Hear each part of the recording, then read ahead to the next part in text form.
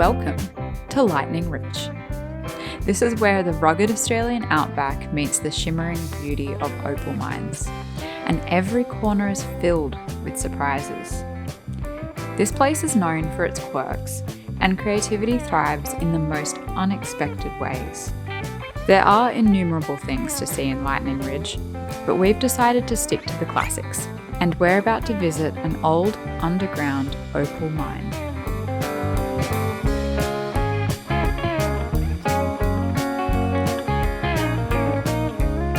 You like small, dark, enclosed spaces? Love them. Thank God all of these holes are holding the roof up for us. Believe it or not, that these are structural still in this mine.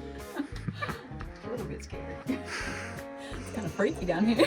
I feel like it's all going to collapse in on me any second now. Is that because we keep hearing things drop from the and feeling things drop from the ceiling? That is, one little bit of dirt fell on my hard hat, so... I just realised your hard hat says princess. Wait, does it? Yeah, like... Yours says boof. Very apt. You are a buffhead. Hey. Do you think this is a sign of the air quality down here? Some more Yeah, rocks just I just heard that. That was a really large little... Legend has it that the name Lightening Ridge was coined after a shepherd, his dog, and 600 sheep were found dead in this area after a fierce electrical storm and assumed to have been killed by lightning. This place is, it's wild. How does 600 sheep get killed by lightning? And like you said before, imagine having a place named after the way that you died. Anyway, we should keep going before this cave falls in. We're lost in this labyrinth and we don't know how to get out again. This is where we live now. All right, we think this is the way back out. We made it. Fresh air. Hit my head. Not asking for any trouble. We're not asking for any trouble. Look, there's enough pasta for everybody. There's not. Well, you tell them that. We can share. We can figure something out. Do you like sourdough? That was a yes, right? You heard yes. I don't know that we can actually feed you. I totally would if Jessie wasn't here. The free camp that we found ourselves in for the evening was what I would consider to be the fairly modest type. A safe patch of dirt with amenities close by. But for what it's worth, there were hot showers. After a night in the ridge, we found ourselves in a tiny country town that has a big place in my heart. That is the town of Pallamallawa.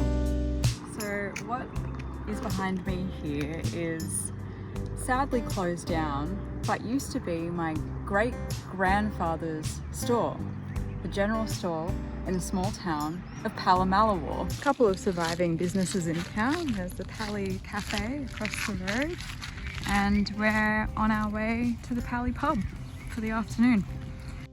Another lovely thing about Pallamallawa is that there's a free camp here, so we've parked up for the night. We were greeted by some very cute and very friendly horses that live in the paddock next door, but the free camp itself is sort of just along the river that runs through this area.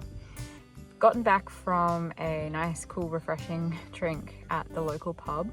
The pub's looking very fancy after its renovations.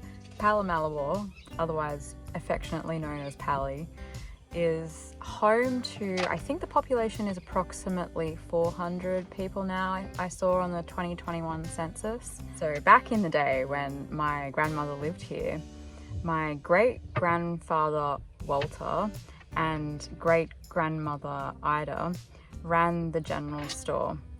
And my grandmother, whose name was also Ida, used to spend all of her afternoons there.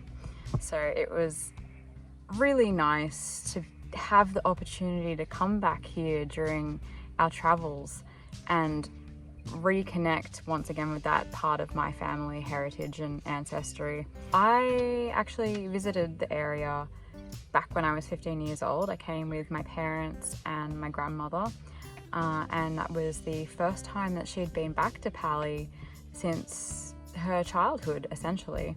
So that was a really special trip, and have so many good memories. The corner store was open back then and we all ate a Magnum ice cream out the front. It's a real shame that the corner store is closed now, because it would have been cool to relive that moment from when I was 15, but you know, time happens, and I'm just glad that we're here. Sometimes these free camps just deliver. This one's got a noisy cockatoo, but also a little camp kitchen and a couple of free barbecues.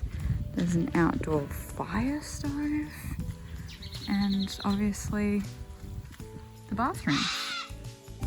Thank you for joining me on this week's journey to Lightening Ridge and sharing a moment with my family heritage. I'll see you next week for more adventures through Australia's hidden gems. And with that, I'll see you on the road.